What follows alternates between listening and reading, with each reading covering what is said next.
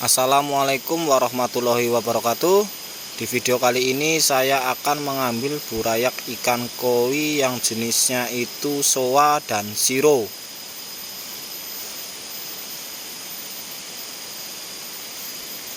Kita bisa lihat burayaknya seperti apa.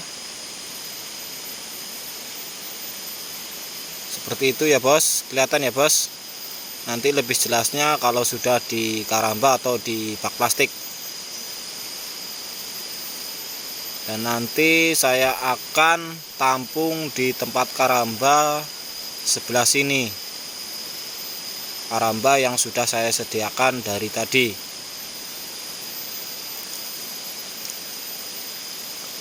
Karamba ini bos, yang warna hijau. Itu pipa juga pembuangan dari bak yang tadi, jadi otomatis nanti larvanya itu masuk ke karamba ini bos.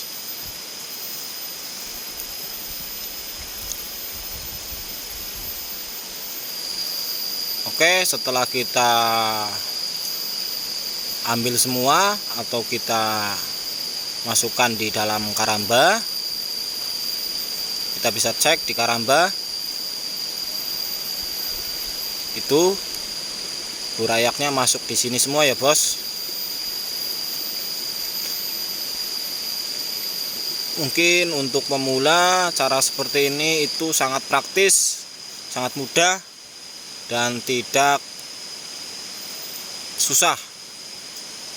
Dan burayaknya itu tidak gampang mati atau rusak. Kita akan coba jadikan satu burayaknya ya bos. Maksudnya karamba akan saya persempit biar nanti ambilnya di karamba, mau taruh di bak plastik itu tidak susah.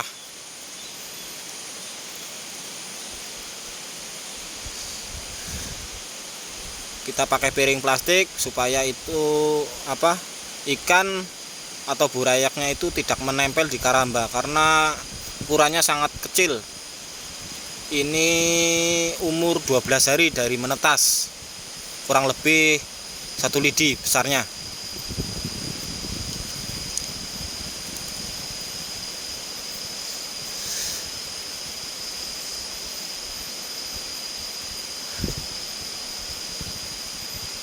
Jangan skip ya bos, biar tidak salah gagal paham.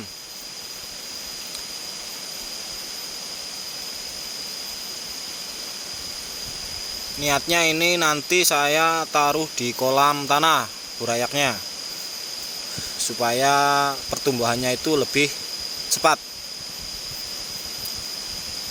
Nanti langkah selanjutnya saya akan kasih tahu kalau sudah di bak plastik.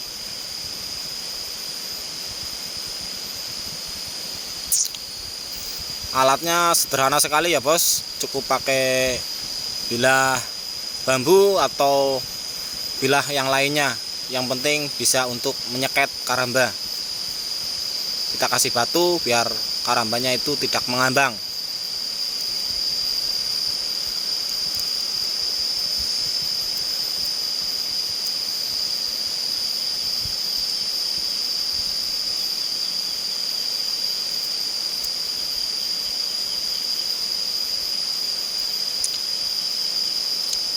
Mungkin untuk para pemula, kalau mau untuk lebih tahu atau apa, bisa nanti tambahkan di kolom komentar.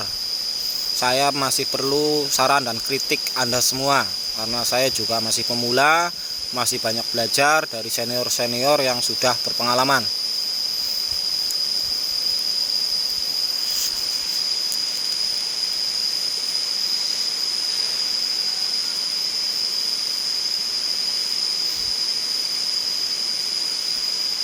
Untuk burayak ini jenisnya itu soa dan siro.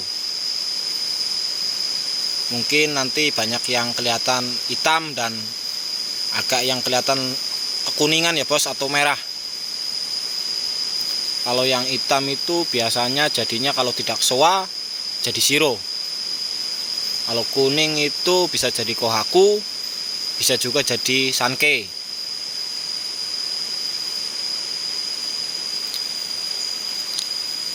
Oke, hampir selesai untuk penyeketannya.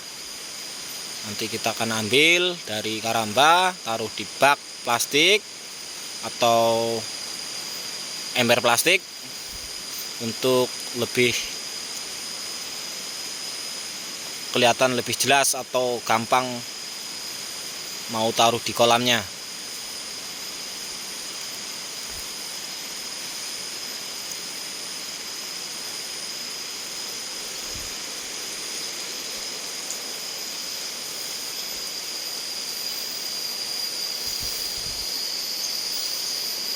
Karamba yang kita pakai itu pastikan jangan sampai ada yang berlubang atau bekas gigitan kepiting, karena larvanya itu masih kecil, takutnya nanti bisa keluar dari karamba, nanti bisa jadi tidak banyak ya bos, burayaknya maksudnya. Intinya kita mau pasang karamba itu kita cek dulu apakah karambanya itu benar-benar siap dipakai atau tidak. Itu sudah saya jadikan satu burayaknya. Nanti kita langsung ambil saja.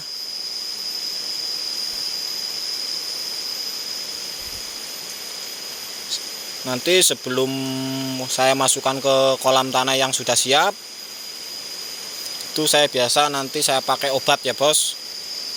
Lebih jelasnya nanti saya kasih tahu obatnya seperti apa untuk membasmi bakteri yang terbawa dari bak plastik yang tadi, yang dari pemijahan dari menetas. Nah, ini sudah di bak. Saya langsung kasih saja obatnya. Inrofloc min 25. Kasih secukupnya saja ya bos, jangan terlalu over, sedikit saja lah, nggak sampai 1 sendok. Kita diamkan itu kurang lebih sekitar 15 atau 20 menit supaya obatnya itu benar-benar masuk ke burayak atau bakteri yang ada menempel di burayak itu bisa mati.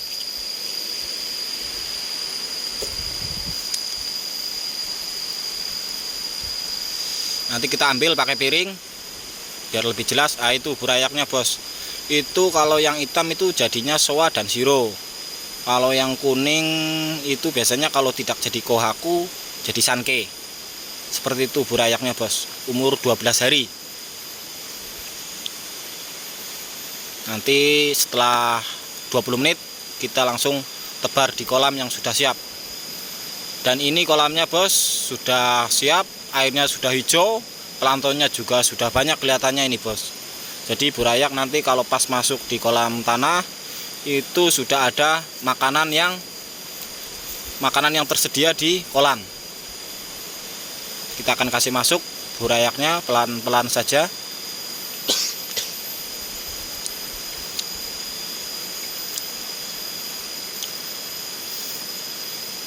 Mudah-mudahan burayaknya sehat sampai besar, tidak terserang penyakit busuk insang ya bos, karena kita sudah usaha kasih obat. Dan air kolamnya itu cukup 20 cm saja, karena di sini itu cuacanya itu sering hujan, kadang juga dingin. Biar air yang di kolam itu hangat.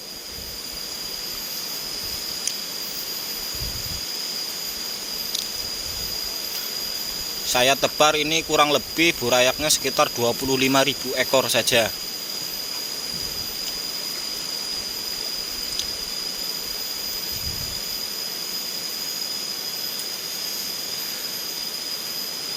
Kita sudah selesai tebar burayaknya. Nanti kita bisa cek kolamnya seperti apa.